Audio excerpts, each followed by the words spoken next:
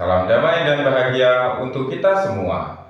Berjumpa kembali dengan Bapak Jumadi dalam Pendidikan Agama Buddha dan Budi Pekerti. Anak-anak, pada pertemuan ini kita akan belajar kesempurnaan dana.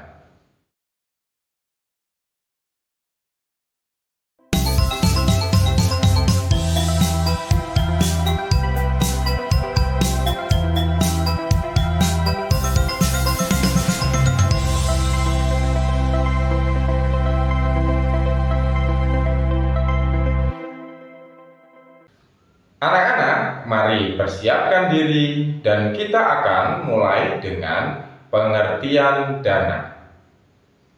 Dana dalam agama Buddha sering disebut sebagai pemberian atau beramal atau bermurah hati.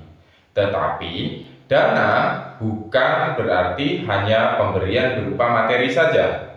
Selain dalam bentuk materi seperti uang ataupun barang, dana juga dapat berupa tenaga, rasa aman, nasihat yang baik, dan segala sesuatu yang memberikan manfaat baik bagi makhluk lain.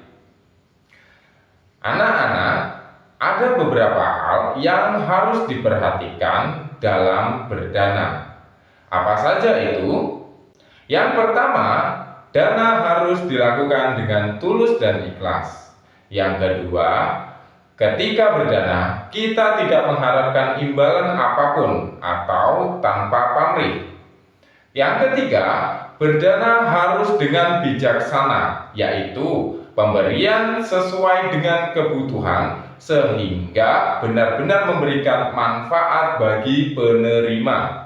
Yang keempat, berdana dengan rasa bahagia. Jangan pernah menyesali apa yang telah kita berikan. Kita seharusnya bahagia setelah berdana. Kenapa? Karena kita telah mampu melakukan kebajikan atau karma baik. Yang keempat, anak-anak perlu juga dipahami bahwa dana bukan hanya sebatas memberikan santunan kepada orang-orang yang kurang mampu. Dalam kitab suci agama Buddha, banyak diceritakan bahwa Buddha dan para biku mendapat banyak penghormatan dari para raja dan saudagar kaya lainnya. Tetapi Buddha dan para biku justru banyak mengunjungi orang-orang yang kurang mampu ataupun orang miskin untuk menerima persembahan dana makanan atau yang biasa kita kenal dengan pindapata. Pertanyaannya, mengapa Buddha dan para biku melakukan hal itu? Coba anak-anak bisa memberikan jawaban di kolom komentar. Karena tadi sudah disampaikan bahwa dana bukan hanya materi saja, selanjutnya kita akan belajar tentang pengelompokan dana dalam agama Buddha. Dalam agama Buddha, terdapat 4 jenis dana yang bisa kita lakukan. Apa sajakah keempat jenis dana tersebut? Yang pertama, amisa dana, yaitu dana materi seperti uang, pakaian, makanan, minuman, obat-obatan, kemudian tempat tinggal, bunga, lilin, dupa, dan lain-lain. Yang kedua, yaitu paricaya dana, adalah dana dalam bentuk tenaga. Yang ketiga, abaya dana, yaitu dana dalam bentuk memaafkan, tidak menyakiti makhluk lain, memberikan rasa nyaman dan aman, serta menyelamatkan makhluk-makhluk yang terancam hidupnya. Misalnya, kita bisa melepaskan binatang ke alam bebas.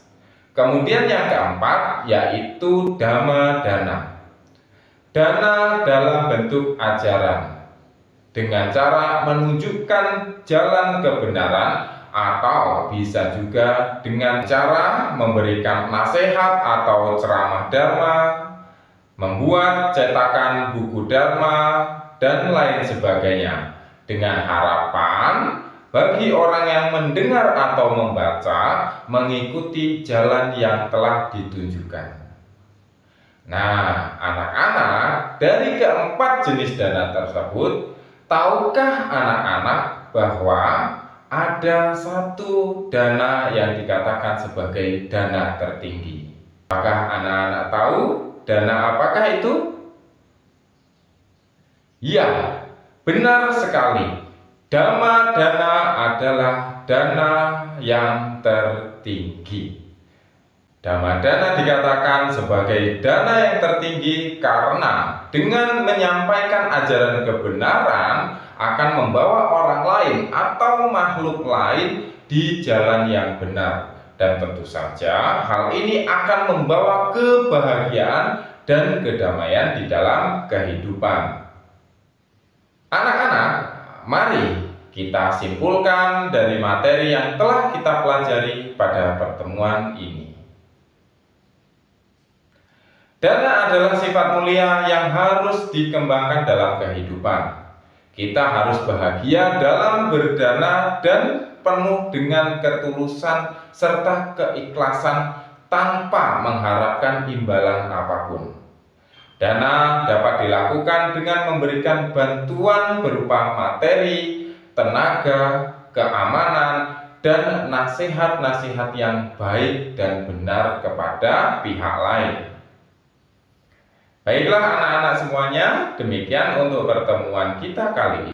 Semoga kita semua senantiasa berada dalam jalan Dhamma dan selalu mempraktikkan kebaikan dalam kehidupan ini. Bapak akhiri dengan Savisata Bhavantu Sukhitata. Semoga semua makhluk berbahagia. Sadu, sadu, sadu. Namo Buddhaya.